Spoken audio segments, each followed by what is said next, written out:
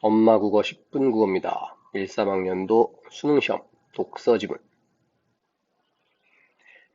자, 연금에 대한 얘기인데 사실 문제는 좀 비교적 쉬운 편이고 지문은 엄청나게 중요해. 왜냐하면 지금 이거 듣고 있는 학생들 대체로 2000년도 이후에 이제 태어난 이런 학생들일 텐데 또 다음 장에다가 이제 그래프 정리해 놨는데 여러분의 미래에 너무너무너무너무 중요한 이런 얘기를 담고 있기 때문에 지문에다가 좀더 집중해가지고 자기 미래를 설계하는데 도움이 됐으면 합니다. 여기는 이제 일반적으로 대한민국에서 2022년 현재 대한민국에서 제대로 이렇게 쭉 평탄하게 살았으면 국민연금 가입해가지고 많지가 않아. 이거 대략 한 달에 한 50에서 100밖에 안 돼요. 그 다음에 퇴직연금, 그러니까 직장 다니다가 퇴직한 사람이 우리나라 얼마 안 돼. 한 500만 명 정도밖에 안 되는데 요것도 마찬가지로 50에서 100 정도. 그다음 개인연금이라는 거는 이제 삼성생명, 뭐 하나생명 이런 데에서 이제 자기가 개인적으로 들어오는 거니까 좀 다른데 얘도 사실 크지 않아. 한 요 정도. 그러면 얼추 자기가 좀 대한민국에서 그럭저럭 평탄하게 잘 살았다. 65세 이후에 부부가 합쳐가지고 한 300, 요 정도를 받게 되는 거고, 그 정도면 둘이 사는 데는 사실 큰 지장은 없지. 노인네들이 뭐 아주 비싼 거, 백화점 매일매일 뭐 다니고, 매일매일 해외여행 다니고 그럴 건 아니니까. 자, 그런데 이런 제도들이 이제 점점점 바뀌고 있고, 어떤 사람들은 이거만 하고 있는 사람도 있고, 이거, 또는 이거 다 없는 사람도 있고, 도대체 우리 미래를 어떻게 해야 될 건지 한번 가봅시다.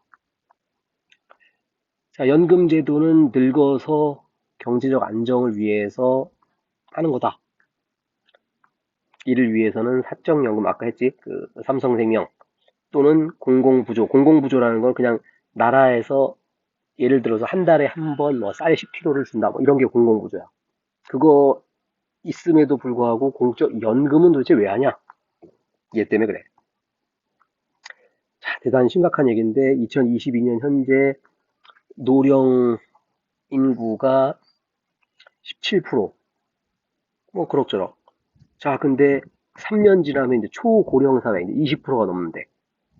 그리고서 20년이 더 지나서 2045년이 되면은 세계 1위 일본을 추월한다. 이게 얼마나 중요한 얘기냐면 여러분들 아마 잘 모를 거고 지금 2022년 현재 일본이 잘 살아? 한국이 잘 살아?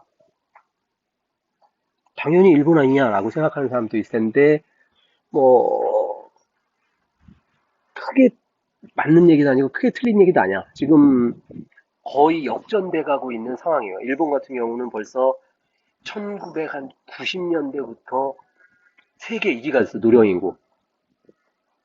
거기 평균 연령이 막 95세인가 그래. 그래가지고 노인네들이 많다는 얘기는 세금을 많이 빨아먹는다는 얘기지. 그래서 일본이 뭐 1980년대 후반 이후로 잃어버린 30년 어쩌고 하고 있는 게 뭐 여러 가지 정책적인 문제도 크지만 기본적으로 노령 인구가 너무 많아져서 그런 거고 문제는 2045년이면은 2000년도 이후에 태어난 여러분들이 한창 이제 결혼도 하고 아기도 낳고 뭔가 이것저것 해야 될 때인데 그때부터 한국은 점점 늙어서 망한다. 그런 얘기라고. 굉장히 고민을 해야 한다. 그 생산 연령 인구 이거하고 연결되는 건데 이 정도면 나쁘지 않아. 그런데 아까 2040년 되면은 거의 한 1000만 명이 없어지는 거지. 일할 사람이 없다고. 지금 베트남 같은 경우는 굉장히 베트남 전쟁 때문에 이제 그런 거긴 하지만 요 생산 연령 인구가 전 국민의 70%래. 엄청나지. 그것도 그 연령대도 굉장히 낮아. 30대 초반. 자, 그렇다면 이제 어떻게 할 거냐? 사적연금은 역선택이 발생한다. 뭔 얘기냐면 가난한 사람들은 가입해. 왜냐하면 자기는 늙어서 미래가 안 보여. 아, 할 수 없다. 삼성생명이라도 가입해갖고 나중에 왕창 받아보자. 자, 그런데 부자들은 삼성생명 가입해 안 해? 안 해. 나 그냥 여기저기 투자도 하고 은행에다 넣어놓을 거거든. 이러면은 사적연금 유지가 안 된다. 자, 한편 공공부조 아까 얘기했지. 나라에서 일주일에 한 번씩 신라면 한 박스하고 쌀 10kg를 줘. 그러면 노인들이 걱정해 안 해? 안 하지. 그냥 주니까. 그렇게 되면은 도덕적 해이. 뭐, 늙어도 나라에서 뭐 다 해주는데 나 일할 필요 없어. 이러고서 엉망이 된다.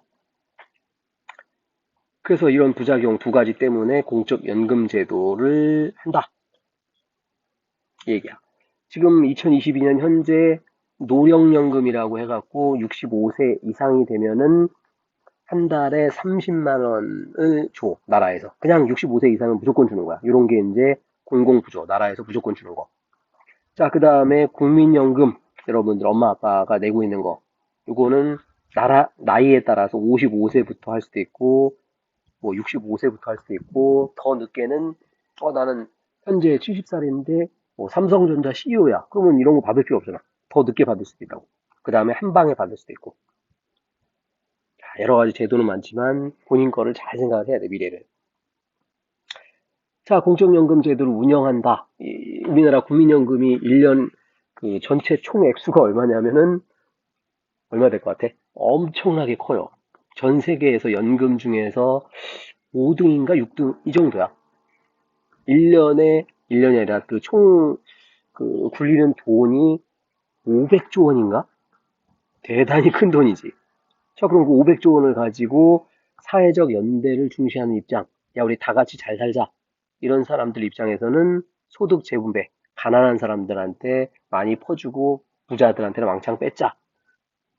자, 그런 식으로 생각을 한다. 그런 얘기고. 자, 경제적 성과. 지금 노령화가 커지고 있으니까 지금 500조 원 당장 커 보이는데 나중에 2040년, 2060년 이때 가면은 국민연금 고갈될 거다. 경제적 성과. 이거 연금을 잘 굴려가지고 돈을 왕창 굴리자. 그런 입장에서는 왜 우리가 젊은 사람이 희생하냐? 지금 노인네들 퍼주지 말자. 뭐 이런 생각을 할 수 있지. 두 가지의 이항 대립이 있다.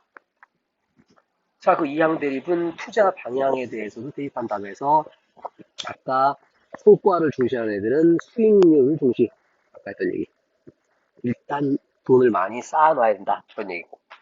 그 다음에 연대를 중시하는 애들은 사회 발전을 위해 가지고 SOC 이런 데다가 좀 투자를 해야 된다. 둘 다 장단점이 있지. 자, 위글로 알 수 있는 내용으로 적절하지 않은가. 아까 얘기했지만 문제는 비교적 쉬운 편이야. 그래서 공적연금 제도를 시행한 다음에는 공공부조를 폐지하자. 그냥 개소리지. 연금제도 있으니까 노령연금은 없애버리자. 이런 얘기고 그러면 큰일 나지. 노인들 표 안 찍지.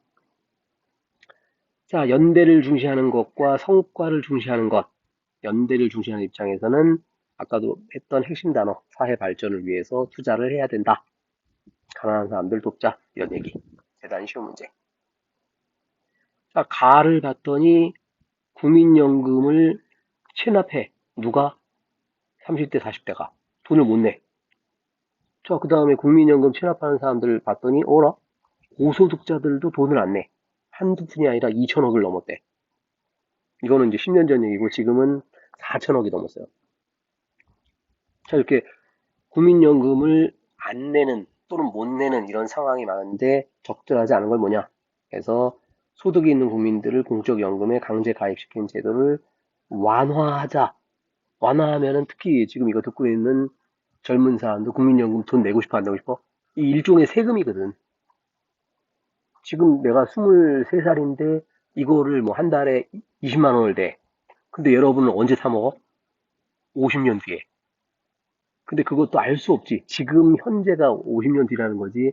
아까도 봤지만 2060년 이후로는 고령 인구가 전체 인구의 40% 50%까지 절반이 돼버리기 때문에 국민연금 아예 못 줄 수도 있다고. 아니면은 국민연금 그랬는데 한 달에 만 원, 뭐 이런 식으로.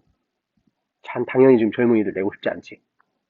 그래서 일단 정책하는 입장에서는 이거 완화하면 큰일 난다. 어휘 문제, 역선택, 도덕적 해이, 전체 내용. 아까도 얘기했지만 공적연금 이 문제는 지금 이거 듣고 있는 젊은이들 입장에서 상당히 고민을 좀 많이 해야 되고 그 다음에 미래를 설계하는데 중요한 척도가 된다. 여러분들 대학 가서도 요즘은 다시 한번 읽어보고 고민을 하기를 바랍니다. 구독, 좋아요, 엄마국어.